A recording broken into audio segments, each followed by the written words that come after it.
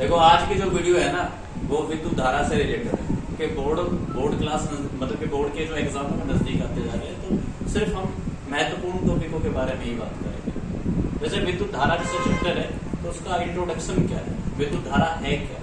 तो जो आपसे सीबीएसई बोर्ड में पढ़े होंगे उन्होंने पढ़ा होगा फ्लो ऑफ इलेक्ट्रॉन, यानी इलेक्ट्रॉनों का बहना ही क्या है, विद्युत धारा। और हिंदी माध्यम के लिए हम ऐसा पढ़ते हैं कि किसी चालक या तार में आवेश प्रवाह की दर विद्युत धारा क्या है। मैंने कहा कि किसी चालक में आवेश प्रवाह की दर विद्युत धारा, तो विद्युत धारा बराबर होता है आवेश यहाँ पे क्यों है और समय यहाँ पे टी है, तो आई बराबर होता है क्यों।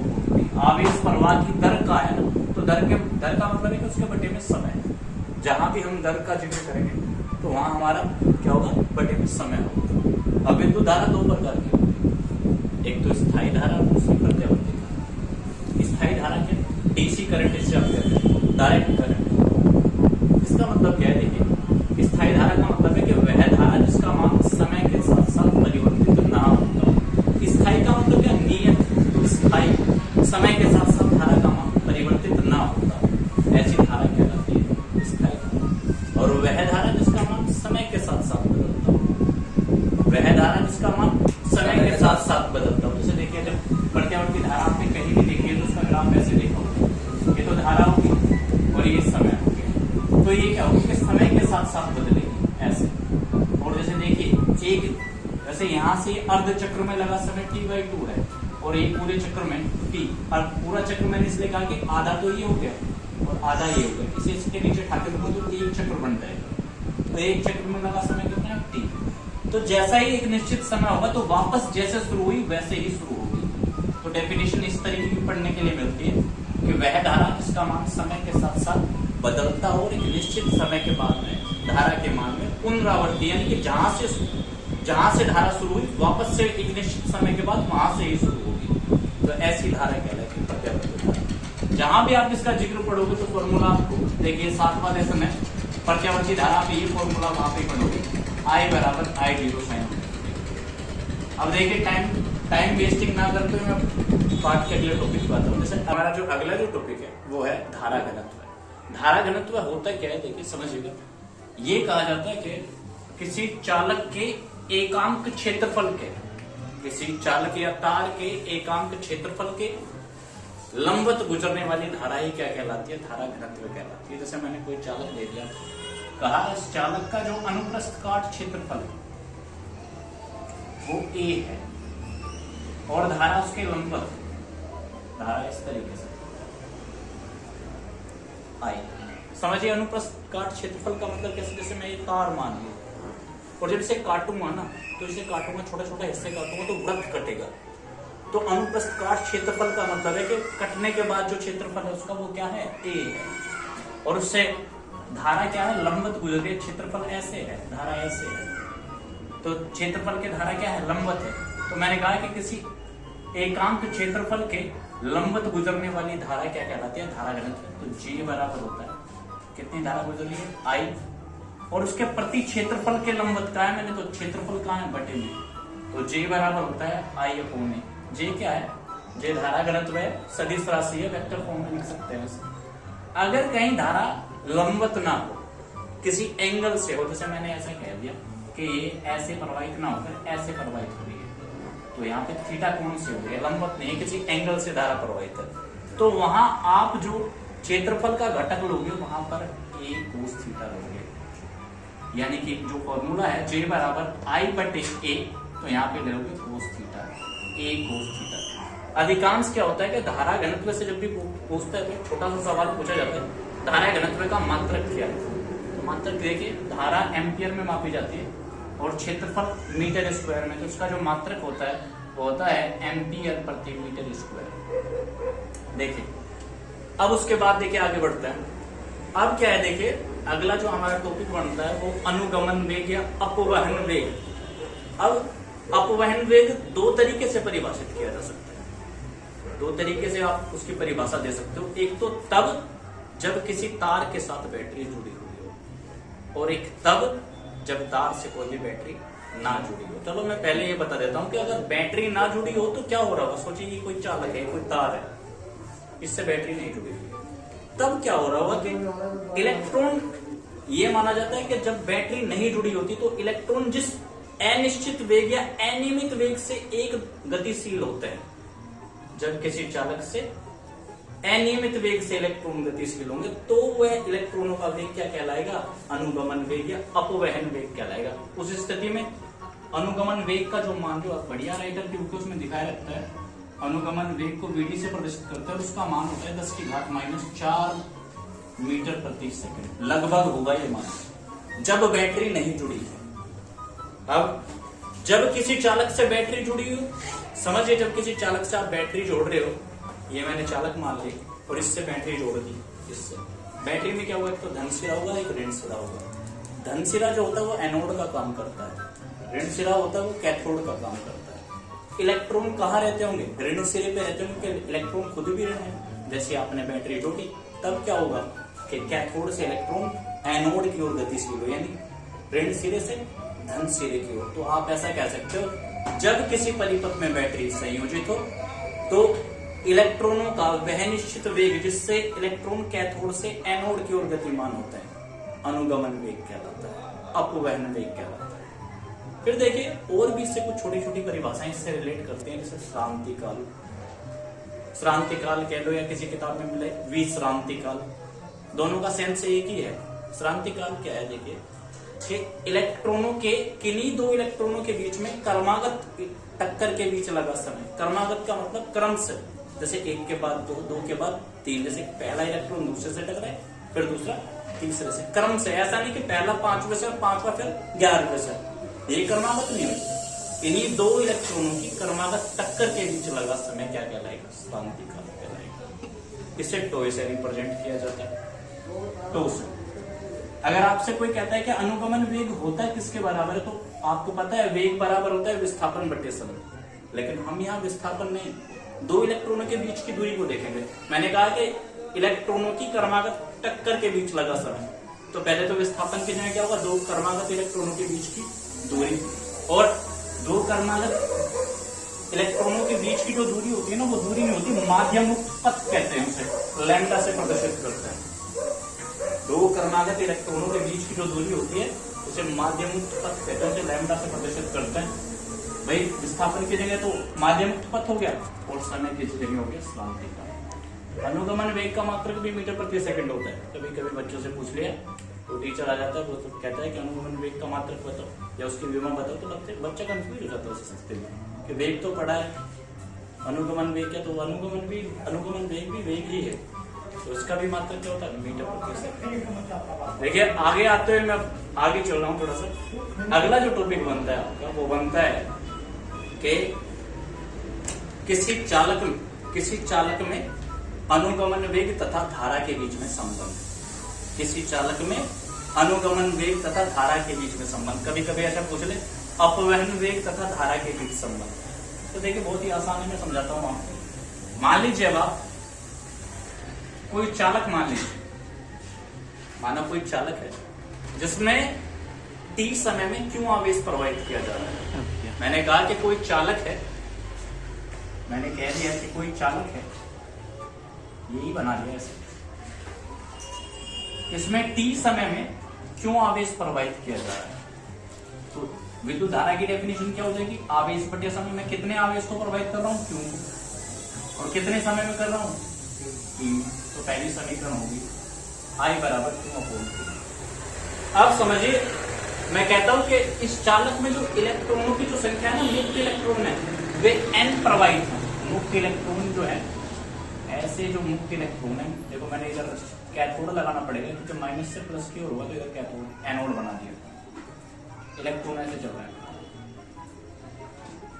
ऐसे।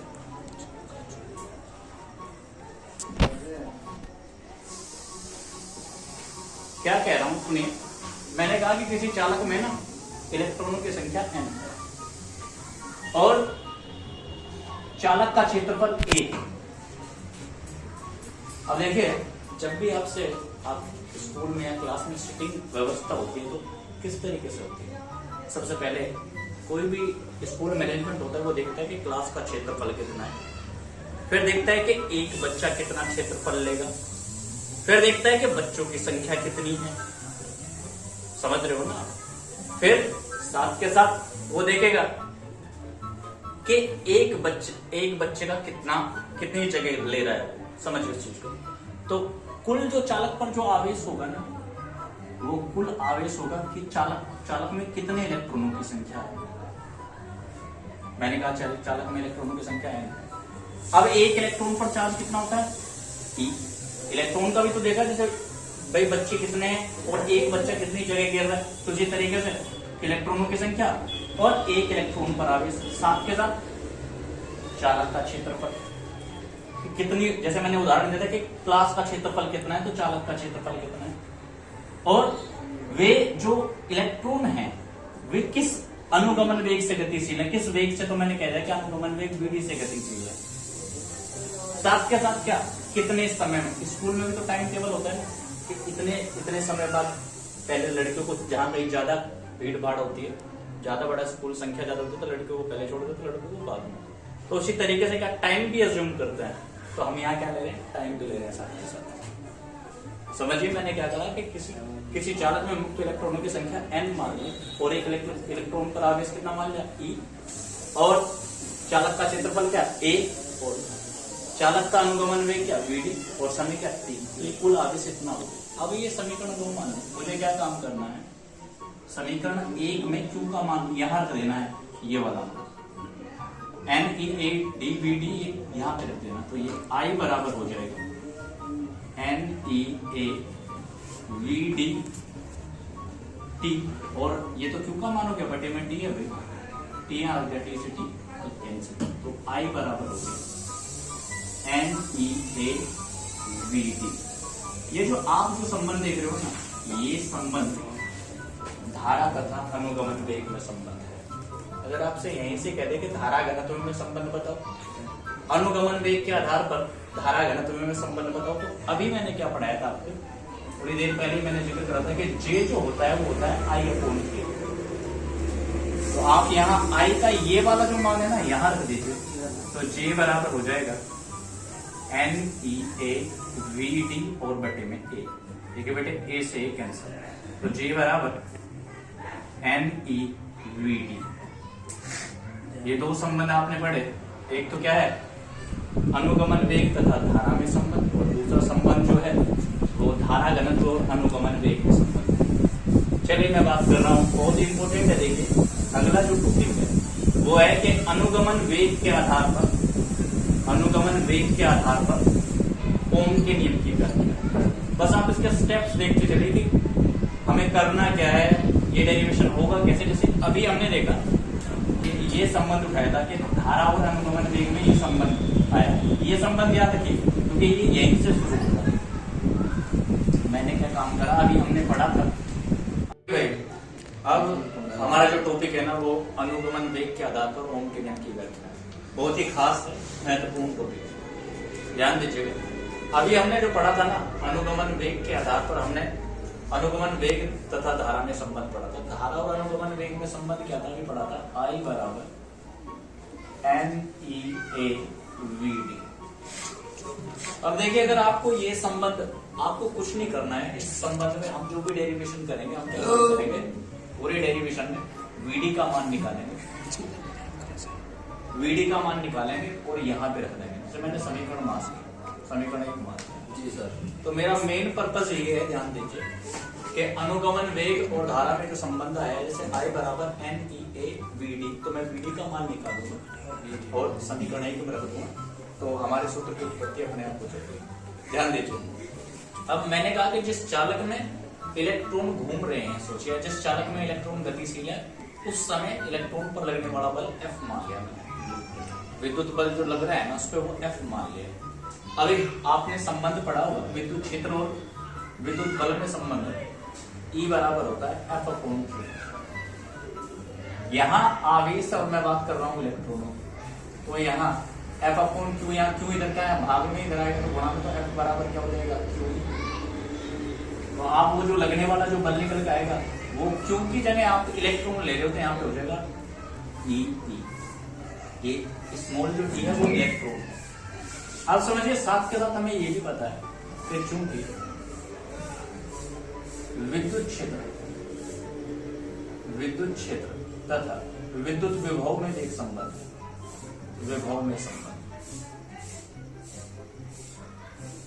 आपने वो संबंध पढ़ा हो, संबंध है कि E बराबर होता है V/L।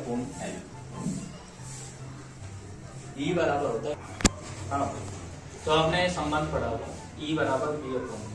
L इधर देखिए, आप क्या काम करिए, ये जो V/L जो है ना, वो यहाँ पे E की जगह रख दीजिए, तो F का मान कितना हो जाएगा बेटे?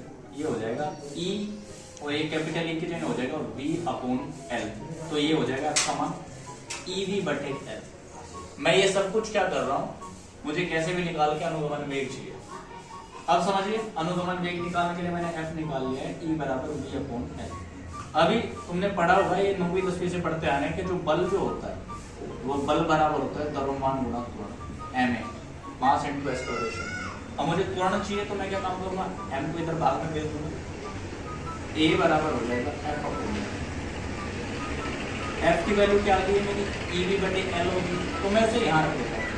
तो a का जो मान हो जाएगा वो हो जाएगा EV/बटे में m है, और यहाँ पे भी है, तो एक साथ लिख सकता हूँ EV/में m है। देखिए त्वरण का मान निकाल लिया। अभी आपने गति की पहली समीकरण पढ़ी होगी। गति की पहली समीकरण क्या होती है? गति की पहली समीकरण होती है V बराबर U प्लस AT। अब सोचिए, जब चालक में बैटरी नहीं जुड़ी होगी तब इलेक्ट्रॉन क्या चलेंगे, विराम अवस्था में होंगे, रुके होंगे, जिस कारण क्या होगा, जो प्रारंभिक वेग जो होगा U जो होगा वो 0 होगा।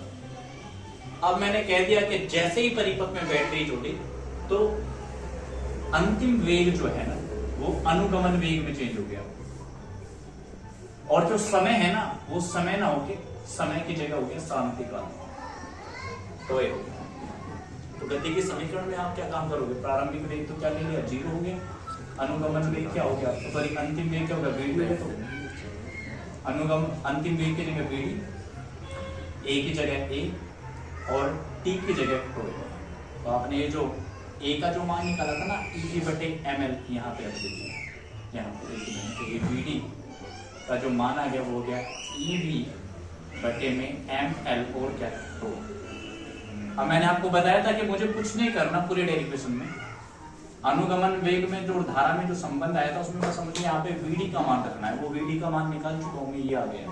तो मैं क्या काम करूँगा, जो समीकरण 1 है ना, यहाँ VD का मान रख देता हूँ, समीकरण 1 में VD का मान रख रहा हूँ, रख दीजिए। क्या थी समीकरण, I बराबर NEA, VD की जगह ये मान क्या, EV/ml बटे में टो, सॉरी गुणा बटे। अब देखिए, कभी कभी ये जरूरी नहीं है, आपने क्या काम करा, B को बाहर निकाल दिया, मैं बता रहा हूँ ऐसा क्यों। E की जब E में गुणा करी होगी तो ये E² हो गया, वो E टोए और बटे में ml, और ये जो V है वो अलग निकाल लिया। ऐसा क्यों किया मैंने, क्योंकि जरूरी नहीं है कि वो अनुगमन वेग के आधार पर ये पूछे कि ओम के नियम की व्याख्या, कभी कभी ऐसा भी पूछ लेता है, अनुगमन वेग के आधार पर धारा और विभवांतर के बीच में संबंध बताइए। तो ये जो आप देख रहे हो ना, वो अनुगमन वेग के आधार पर धारा और विभवांतर के बीच संबंध है। ये जो आप देख रहे हो वो अनुगमन वेग के आधार पर धारा और विभवांतर के बीच में संबंध आया है। अब समझिए, मैं चाहता हूं कि ओम का नियम बन जाए। ओम का नियम क्या होता है, ओम का नियम हमने देखा है क्या होता है कि V/में I बराबर होता है R के। तो मैं क्या काम करता हूँ, V/में I कब, जब ये I इधर चला जाए और ये जो बाकी का है वो इधर आ जाए। जब मैं इसे इधर लेके आऊंगा और I को नीचे लेके जाऊंगा तो ये हो जाएगा, इधर हो जाएगा V/में I, और ये जब इधर आएगा तो ml ऊपर आ जाएगा भाई, NE² एक टोए ये नीचे आ जाएगा। अब ध्यान से देखिए भाई, जिन इलेक्ट्रॉनों को हम ले रहे हैं उनका द्रव्यमान भी होगा, जैसे इलेक्ट्रॉन का द्रव्यमान होता है 9.1 × 10⁻³ किलोग्राम, यानी कि ये भी एक संख्या है, नियत है, यानी कि द्रव्यमान भी नियत है। और जिस तार को मैं ले रहा हूँ, जिसके लिए सूत्र की उत्पत्ति ले रहा हूँ, उसकी लंबाई भी निर्धारित होगी, नियत होगी, इलेक्ट्रॉनों की संख्या भी उसमें फिक्स होगी, नियत होगी। E इलेक्ट्रॉन पर आवेश 1.6 × 10⁻⁻19 कूलम होता है, यानी कि ये भी एक संख्या है, नियत है। और जो तार है उसका क्षेत्रफल भी क्या होगा, नियत होगा। ऐसा तो नहीं कि समय के साथ साथ बदल रहा होगा। और जो ये क्रांतिकाल है वो भी नियत होगा। यानी कि ये जो सारी वैल्यू है ना, ये नियतांक है। और हमने पढ़ा था कि ओम का नियम में क्या होता है कि आर जो होता है वो क्या होता है, नियतांक होता है। यानी कि ये जो वैल्यू है ना आर की बन जाएगी वैल्यू। तो आप इसके सहारे कह सकते हो कि ये जब ये नियत हो गया तो इन सारी वैल्यू की जगह आप क्या रख सकते हो, यहाँ पे आर रख सकते हो। मैं इसे मिटा रहा हूँ, देखो तो ये यहाँ पे लिख सकते हो आर। और यही ओम के नियम की व्याख्या है। ये जो आप देख रहे हो ना वो अनुगमन वेग क्या रहा था, ओम के नियम की व्याख्या। यूपी बोर्ड में अक्सर ये सवाल बहुत पूछा जाता है, दोबारा देख लीजिए। क्या है कि मैंने क्या काम करा, मुझे अनुगमन वेग और धारा में संबंध पता था तो मैंने लिख दिया I बराबर NEA/VD। और जैसा कि मैंने बताया कि पूरे डेरिवेशन में हमें क्या करना है, सिर्फ VD का मान निकालना है कैसे भी करके और इस समीकरण में रखना है, तो ये डेरिवेशन अपने आप हो जाएगा। तो मैंने पहले क्या कहा, मैंने कहा कि मान लो जिस चालक के लिए हम अनुगमन ओम के नियम की व्याख्या कर रहे हैं उस चालक में इलेक्ट्रॉन पर लगने वाला विद्युत बल F मान लिया। तो E बराबर क्या होता है F/Q। लेकिन मैं इलेक्ट्रॉन कह रहा हूं तो यहाँ Q की जगह क्या लूंगा, इलेक्ट्रॉन लूंगा। Q इधर क्या है, भाग में इधर आएगा तो गुणा में आएगा, तो F बराबर QE और Q की जगह इलेक्ट्रॉन लिया तो ये हो गया E। अब विद्युत क्षेत्र और विभव में एक संबंध होता है। क्या होता है कि E बराबर होता है V/L। तो जहां E है यहाँ, तो मैंने क्या काम करा, ये V/L यहाँ रख दिया। तो ये F की वैल्यू होगी EV/। हम जानते हैं बल बराबर होता है द्रव्यमान गुणा त्वरण। जब मैं त्वरण चाहता हूं तो ये M जो है द्रव्यमान इधर गुणा में इधर आएगा तो भाग में, तो त्वरण का मान हो जाएगा F/m। अब F का मान क्या है EV/L। तो मैंने यहाँ जब रखूंगा EV/L रखूंगा तो बटे में M है तो ये हो जाएगा EV/ml हो जाएगा। ये A का मान है। अब मैंने गति का पहला समीकरण देख लिया। ये जो आप देख रहे हो गति का पहला समीकरण क्या होता है, V बराबर U+AT। मैंने कहा कि मान लो जब परिपथ में बैटरी नहीं जुड़ी हुई थी तब इलेक्ट्रॉनों का प्रारंभिक वेग क्या होगा, 0 होगा। बैटरी नहीं जुड़ी तो इलेक्ट्रॉन गतिशील ही नहीं होगा।